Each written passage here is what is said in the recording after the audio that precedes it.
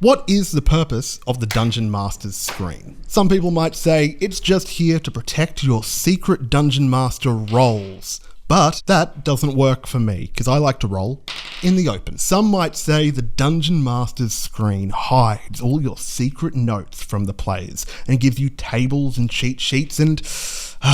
But I think that's more of a function of your notes rather than a function of the Dungeon Master's screen itself. And then yet there's going to be someone who says there is no purpose to the Dungeon Master's screen. It's just a symbol of separation between the Dungeon Master and the players.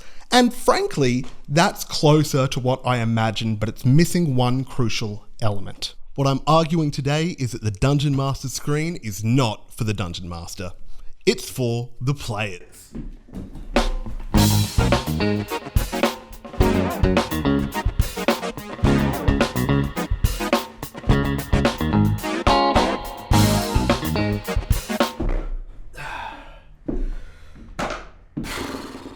As I've become a more experienced Dungeon Master, I've become less interested in finding tools that help me as a Dungeon Master and more interested in finding tools that help my players have fun. And I feel the same way about my audience as well. And that means that I care about your players as much as I care about my players. I just want them all to have the best session ever.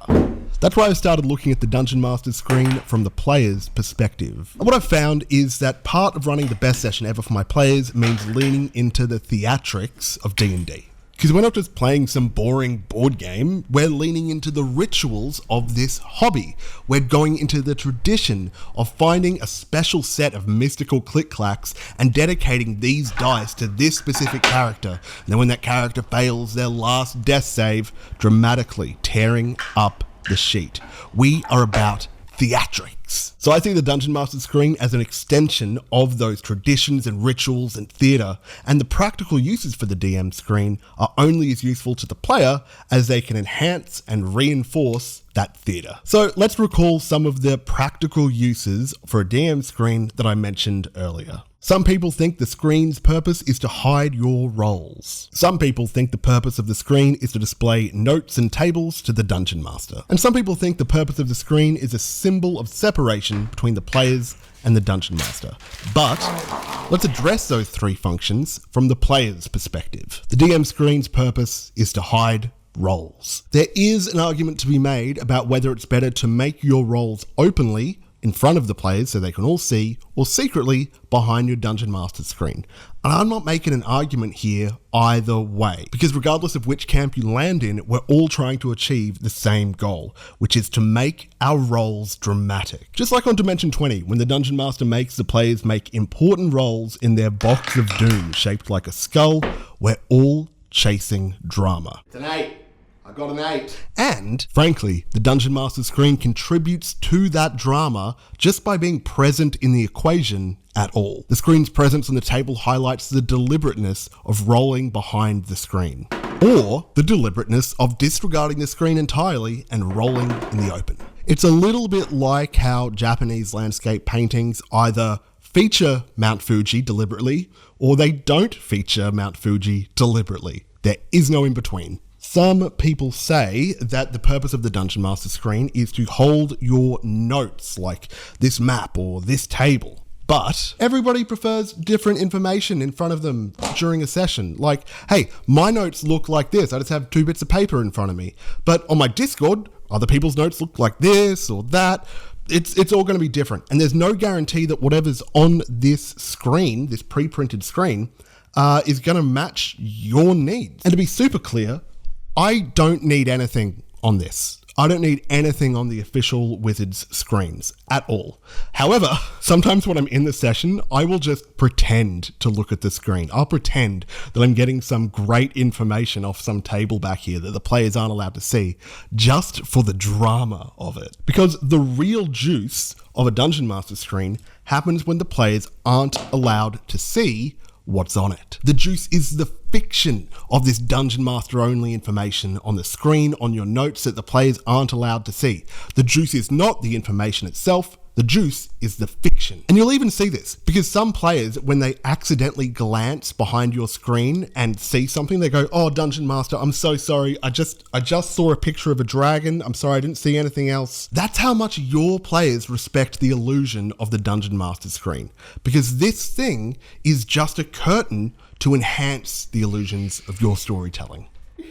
Some people think that the Dungeon Master screen is just a symbol of separation. And I think that this is a useful idea. Because when I'm standing behind the screen, I'm no longer your husband, your friend, your brother. No, I am 2d6 goblins who are trying to steal your horses. But it's also useful for players as a visual touchstone to help ground them in the activity that we're all pursuing together. Because all they're going to see is the face, the front of your Dungeon Master screen. So what is the face of your Dungeon Master screen communicating to the players that's distinctive about this campaign compared to every other module? Or what's distinctive about your table and you as a Dungeon Master compared to every other Dungeon Master? When the players see this screen, we are here to play Tomb of Annihilation. That's what we're here to do. When the players see the Gamemaster's chest, we are playing at Matt's table. That's what we're here to do. When the players see this screen, we're playing Mousetrap. That's what we're here to do. Roll initiative, you rats! So now I want to use the Gamemaster's chest to demonstrate some of the theatre I like to see in a Dungeon Master's screen. This was sent to me by some folks trying to get this Kickstarter made. The Gamemaster's chest, the Kickstarter should be available now. This is a sponsor, but it's still entirely relevant to what I'm talking about. Let's just take a look what's in here and how it helps the theatre for the players. First off, the thing is visually impressive. In fact, when my brother first walked in here, I wanted to show him my studio. He hadn't seen it before. And he looked at this design on the front of it and he goes, "Is that the one ring?" I was like, "Yeah, it is." So they can engrave whatever you want on it. I've got the one ring, and then these are the gates of Moria on the latch. The whole thing has a very fantasy aesthetic. So when you unclasp it, you kind of feel like you're a traveling apothecary or something. It's got this wood finish, which to me makes it feel antique. And it kind of carries with it the connotations that it's an object that deserves some kind of reverence or respect from the players. So let me crack it open and show you what the meat and potatoes is. These little shelves are meant to be for your miniatures, or these little standees here. And there's also little boxes that you can use for your dice or whatever other contraptions you want to carry with you. Down here, there is also a Thunderdome. This is your own personal box of doom that you can use as a dice tower for your own important dramatic rolls. And you get a wireless phone charger. There's heaps of design in this thing. For instance, this handle up here is detachable.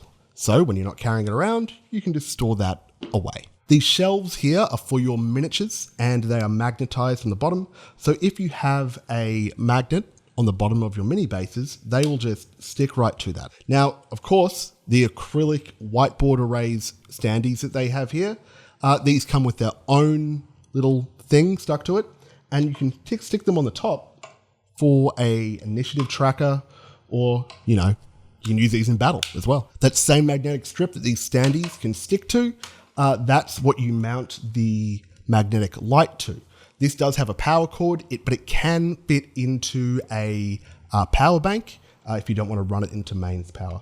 This little bit here, this wooden bit, it has little grooves in it that you can use to kind of move the cable out of the way, just kind of slot it in there. Now, I don't know anything about woodworking or about like sewing stuff. I'm not handy at all, but I wanted to know if this was actually as sturdy as I think it is. And I didn't want to have to hit it with a hammer.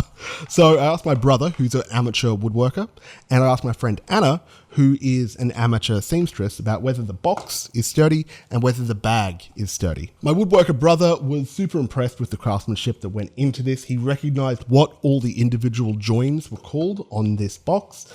He said that these little components interior are made out of ply, which is a little bit lighter, a little bit cheaper, but he said it was good quality. And the thing he was looking for was it's not warped anywhere. It's all straight, it's all clean, and it's all been treated well. Regarding the bag, my seamstress friend said that it was all completely fine, though she did highlight that it was particularly handy that the handle comes out of this hole and that you're not actually putting the strain on the bag, you're distributing the weight from this top bit. Oh, my light just went out. You're distributing the weight from carrying the box across the whole of the top. She said that if it was ever going to break, it would be from this point here on the sides where the straps are, just because that's where all the weight is going to be hanging if you're hanging it off your shoulder. She also said her only other concern was the color of this textile, because if it's white, if it's a light color like this, then it may get dirty. So if they had a black option, I would probably prefer the black option. So given that this sponsor has sent me a prototype of the Gamemaster chest, they want to get this Kickstarter funded, I just figured I'd explore it and look for the drama in it. And I also thought, since this is only the prototype, I'm going to send them some feedback about the things I'd like to see in the final version. So these are my only criticisms. For one, I said these dice boxes here, wouldn't it be nice if they actually had foam or leather or some kind of insert so I don't hear my dice rattling around when I'm walking with the box? And they sent me a picture of the fact that they've already sorted this out. There will be foam inside these bits. I also told them that I was worried about the light requiring, AC power being plugged into the wall, but then they pointed out that this can be used with a battery pack. I just don't have one. And this last suggestion is a little bit silly, but I said that since I'm on the lookout for player drama and theatre in my DM screen, I would love that if on the latch here, right on the front, if we could have a little lock. So you could put a very ornate fantasy looking padlock on this and then unlock it dramatically at the start of the session. And they said they're considering it. They're going to trial it and see how it goes. So they're trying to get this funded. The Gamemaster chest, check it out now.